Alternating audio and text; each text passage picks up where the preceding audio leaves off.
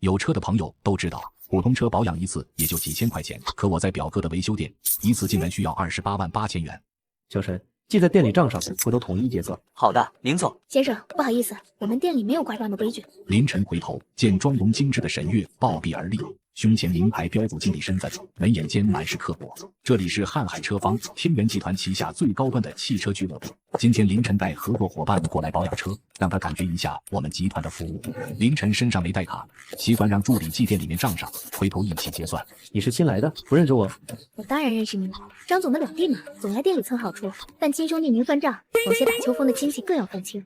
我们这不是慈善堂。张总眉头微蹙，小陈脸色涨红欲理论，被凌晨抬手制止。行，不挂账就结账，把账单拿来。好的，先生。沈月转身取来文件夹，啪地拍在桌上，上面的金额让空气瞬间凝固。您的车辆本次保养总计消费288000元。28万？你们抢钱！常规保养怎么可能这么贵？这费用都能买台家用车了。至尊精细检测、油路净化，还有发动机精神平衡校准。凌晨看着账单上离谱的项目，眼角直抽。30年执掌集团的经历让他见多识广，却首次听闻这般荒谬的养护名称。你认真的？先生，我们用的是全球顶尖技术和服务，明码标价，童叟无欺。不懂，我可以给你解释。这女人也太嚣张了！林总可是集团大老板，她居然敢这么说话。这经理怕不是想钱想疯了？这种项目也敢开出来？不必了，我找你们老板问问。手机拨通后响了3声，张伟热情的声音从听筒传出：“喂，弟，怎么了？你和方总还在店里啊？服务还满意吧？我满不满意不重要，你这店我还敢不敢来才重要。弟，出什么事了？服务有问题？你店里经理沈月给方总的帕拉梅拉开了28万保养单，这台车顶配才200多万，保养要车价1/10。休息室里的人都听得一清二楚。沈月脸色微变，却依旧强撑着镇定。弟，沈月是我女朋友，她新来的想多做业绩，你别跟她一般见识，这单我免了。张伟，你什么意思？我这是维护公司利益，你亲戚想占便宜，你还怪我？沈月吼完，直接挂断电话。这一套操作行云流水，看得凌晨叹为观止。他将手机扔回给凌晨，下巴抬得更高，一副吃定对方的模样。先生，听到了吗？张总都支持我的工作，这笔钱你今天必须付，否则别怪我们不客气。怪不得这么嚣张，原来是仗着张伟的事。可惜张伟这扶不起来阿斗，居然纵容他胡来。凌晨想起姑妈当年的500救命钱，父亲临终前的嘱托，心中泛起一丝失望。原本只想敲打张伟，让他知道自己手底下的人是什么货色，如今看来根子已烂，真是扶不起的阿斗。既然要付钱，总得让我死得明白。沈经理，发动机精神平衡校准是什么高科技？他还敢刨根问底？沈月脸上毫无慌乱，反而露出嘲讽笑意，仿佛在看不懂行的土包子，清了清嗓子，摆出专业姿态。先生，您对高端养护的理解还停留在换机油层面，这涉及复杂的机械工程学和量子声学。量子声学，这是什么东西？我怎么从来没听过？那排气系统声浪魅力优化又是什么？这就更高级了。您知道帕瓦罗蒂吗？我们模拟它的共鸣腔原理。沈月滔滔不绝，声称植入记忆金属陶瓷涂层，能让排气声浪兼具低沉与高亢，充满歌剧艺术魅力。精彩，太精彩了！沈经理，你不去说相声真是屈才了。你什么意思？这是在侮辱我们的专业服务。你们的专业就是把客户当傻子骗吗？休息室门被推开，张伟气喘吁吁跑进来，一脸慌张地向凌晨道歉。弟别生气，误会都是误会。阿伟，你可来了！你表弟欺负我，还侮辱我们店。月月也是为了店里好，这张单我签了，算我的，行不行？他居然还觉得这钱该付，完全没意识到沈月在诈骗，想用这种和稀泥的方式让我吃下这个哑巴亏。凌晨看着张伟，心中最后一丝情分也快要消磨殆尽了。张伟，我问你，这家店是谁的？这是我的。你好好想想，再回答我。凌晨的眼神带着莫名寒意，张伟张了张嘴，却说不出话。他清楚，店的每一分钱都来自天元集团拨款。阿伟，你怕什么？法人是你，你就是老板，别被他吓住。今天这钱不付，谁也别想走。保安，2个高大保安立刻出现，虎视眈眈盯着众人，消费纠纷瞬间升级为人身威胁。方总脸色沉了下来，本是来体验服务，却没想到遭遇这般阵仗，这无疑是在打他和凌晨的脸。林老弟，看来今天这事不好善了啊。方总安心，是我管教无方让您看笑话了。为了赔罪，今晚我坐东区青云阁亲自跟您赔不是？您看如何？林老弟，你说的是那个不对外开放，只接待顶级会员的青云阁？正是。沈月和张伟一脸茫然，显然没听过这地方。而方总倒吸凉气，深知青云阁是身份地位的终极证明。没想到林老弟背景竟如此不凡。别装模作样了，什么青云阁、白云阁，我没听过。不付钱就等警察带走你们。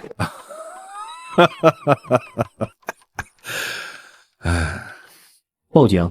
我倒要看看警察抓谁。林晨拿出手机给小陈发了条信息：拿50万现金过来。另外，通知集团监察部的高总监，让他带人来瀚海车房做1级审计核查。随后，林晨将手机放在桌上，好整以暇地看着沈月。钱我给你，但你最好有命花了。吓唬我？你以为你是天元集团董事长吗？1级审计核查，难道他真能调得动监察部？张伟隐约知道集团内部规则，1级审计意味着轻则免职，重则坐牢，但又觉得表弟只是甩手掌柜，大概率是虚张声势。你别开玩笑了，为这点小事不至于。在我的店里欺诈客户，危险人身安全，你管这叫小事？林晨的声音不大，却字字如锤砸在张伟心上。他张了张嘴，竟无言以对。10分钟后，小陈提着黑色密码箱快步走进来，将箱子放在桌上，整整齐齐的50沓红色钞票静静地躺在箱子里。50万，不是28万8吗？多的算是你的精神损失费，毕竟你今天又演戏又吼叫的，挺辛苦。哎呀，先生您真是太客气了，我就说您是有身份的人，都是误会。沈月完全没听出讽刺，迫不及待伸手去拿箱子，被林晨一声等等制止。钱可以给你，但规矩不能乱。收款人签字写收款事由，按个手印，好走财务流程。没问题。沈月龙飞凤舞签下名字，用口红抹在拇指上，按下红手印，一张足以定罪的证据就此诞生。谢谢先生。总觉得哪里不对劲，但又说不上来。突然，车房玻璃门外传来急促刹车声，3辆黑色商务车成品自行停下，10几个穿黑西装、神情冷峻的男人迅速下车包围车房。来了。为首的国字脸中年男人不怒自威，快步走进来，凌厉目光扫视全场，车房内的气氛瞬间降至冰点。这阵仗惹不起。他们是谁？那是天元集团监察部总监高天正。高天正的目光在人群中搜索，当看到沙发上的林晨时，凌厉瞬间转为极致恭敬，快步上前，在3步外停下。林董，我来晚了，让您受惊了。林董2字如平地惊雷，方总愣住，小陈满眼崇拜，沈月和张伟彻底石化。林董？哪个林董？他根本不是甩手掌柜。报告，不晚，来的正是时候。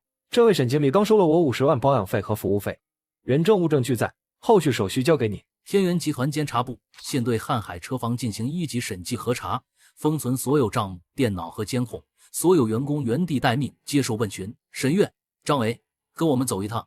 不，我不去，他是骗子，是张磊的穷亲戚。阿伟，你快说啊！沈月把钱箱扔在地上，装作疯狂地看向张伟，可张伟只是呆呆站着，面如死灰，一言不发。穷亲戚。林晨一步步走到张伟面前，看着他因恐惧扭曲的脸，再次抛出那个问题。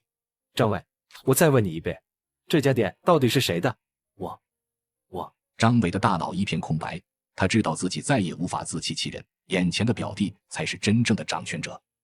张伟扑通一声跪倒在地，抱着林晨的腿痛哭流涕，试图将责任全部推给沈月。弟，我错了，都是这个贱人撺掇我的，我一时糊涂啊，你饶了我这一次吧。你怎么能这样说？我们不是说好的吗？沈月看着跪地求饶的张伟，世界观彻底崩塌，他心中的豪门梦瞬间化为泡影。我给过你机会，在电话里，在你刚进门的时候，可惜你没珍惜。林晨后退一步，环视全场，目光扫过呆若木鸡的沈月，面如死灰的张伟，以及瑟瑟发抖的员工。你们可能都好奇我是谁，我自我介绍一下，我姓林，林晨，天元集团是我父亲一手创立的，现在我是集团最大的股东。沈月瘫倒在地，双眼无神，口中喃喃自语不可能，他梦寐以求的豪门，竟是自己一直嘲讽的穷亲戚所拥有。你刚才问我是不是天元集团董事长？没错，我就是。整个天元集团从摩天大楼到便利店都是我的产业，也包括你们这家店。不是我占你便宜，是你张伟从头到尾都在用我的东西装自己的门面。林董，如何处置？伪造服务项目欺诈，涉案金额50万，已构成刑事犯罪。报警吧，让法律教教他什么叫规矩。高天正一挥手，2名监察部员工立刻上前，架起瘫软如泥的沈月，他没有挣扎，眼神空洞如死灰。警车呼啸而至，沈月被带走时毫无反应，或许到最后他都没想明白，一场宰客为何会让豪门梦碎。监察部团队迅速接管车房，财务、采购、仓储等所有数据被拷贝封存，员工们被逐一叫去单独问话。高总，这边请，我们去贵宾室喝茶。林董真是真人不露相啊！我老方阅人无数，今天算是开了眼了。让您看了场闹剧，家里出了败类。这是大义灭亲，种族家风，林董的魄力我要佩服。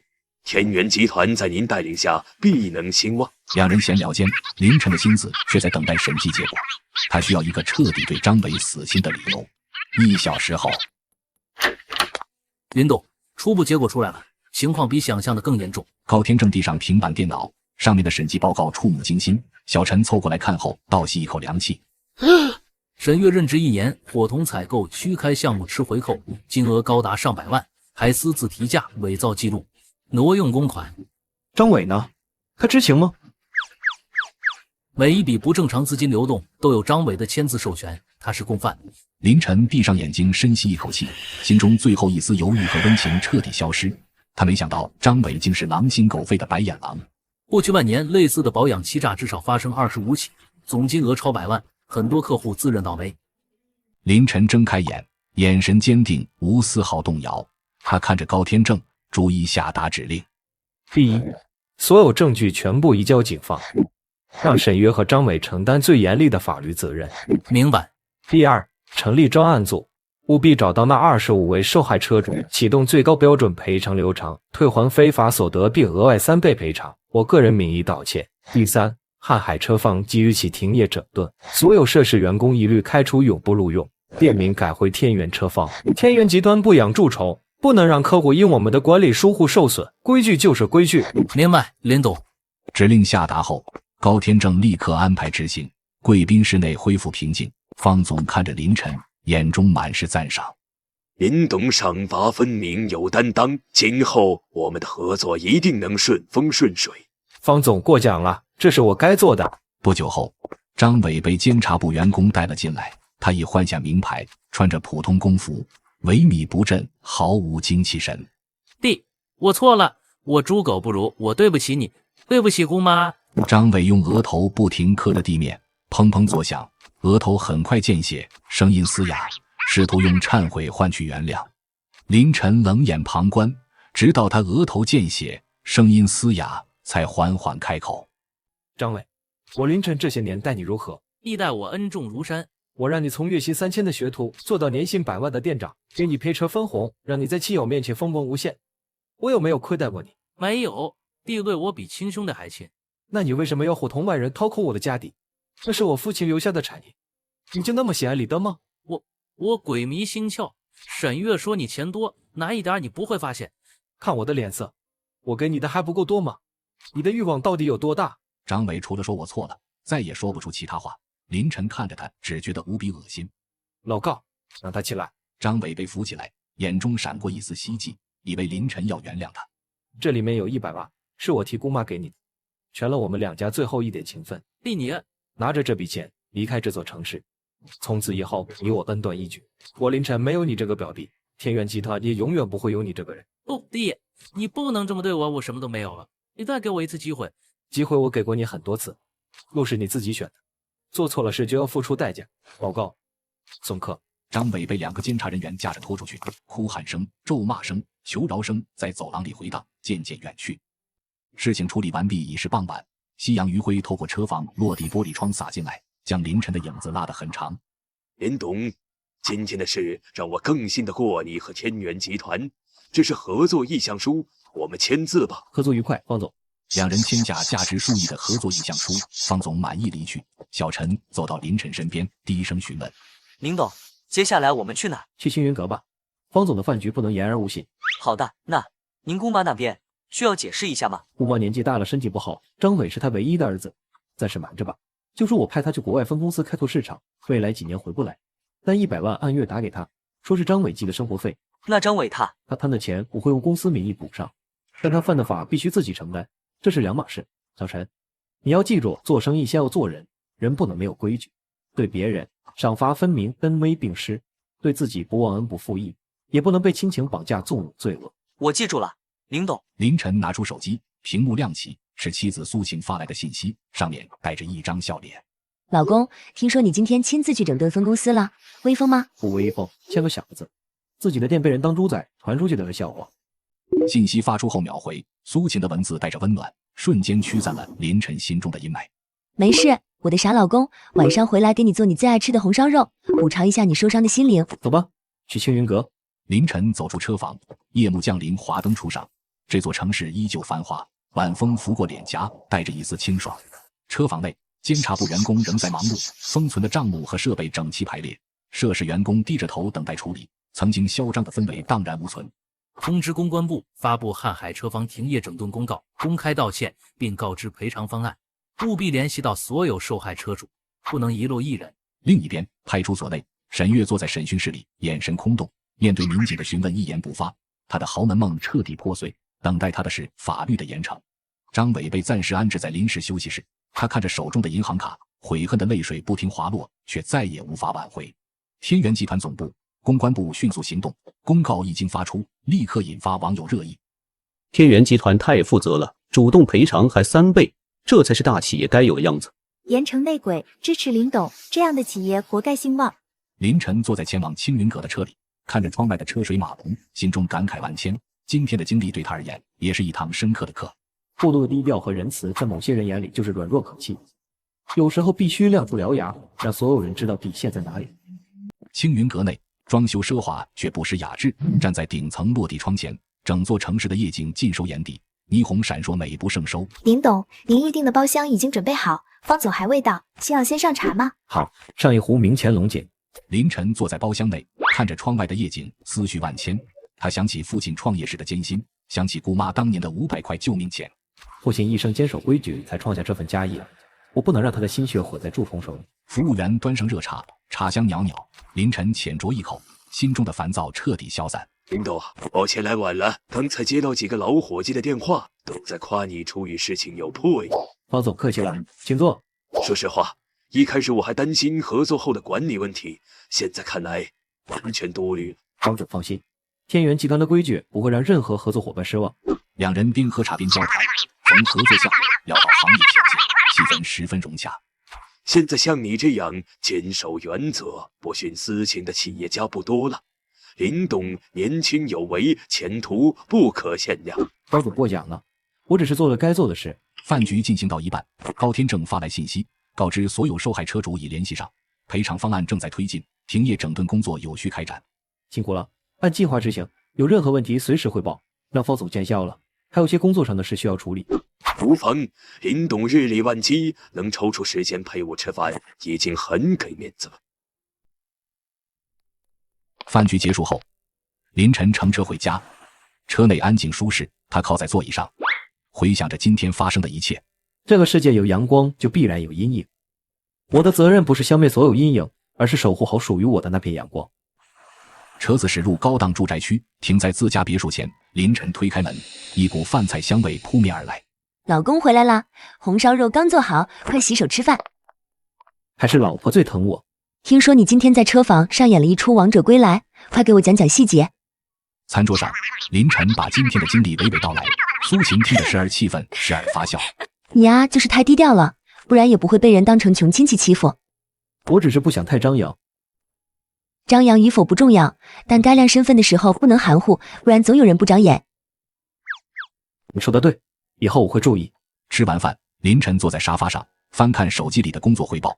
高天正已将详细的处理结果发来，所有涉事人员均已控制，赔偿工作进展顺利。规矩是企业的根基，也是做人的底线，守住规矩才能走得更远。别老看手机了，放松一下，事情都处理完了，别再想了。不想了。有你在身边比什么都重要。窗外夜色正浓，星光点点，别墅内温馨和睦。林晨看着身边的妻子，脸上露出释然的笑容。为败类影响心情不值得，守护好身边的人，守好心中的规矩，就是最好的生活。他的故事才刚刚开始，而未来必将在坚守规矩的道路上绽放更耀眼的光芒。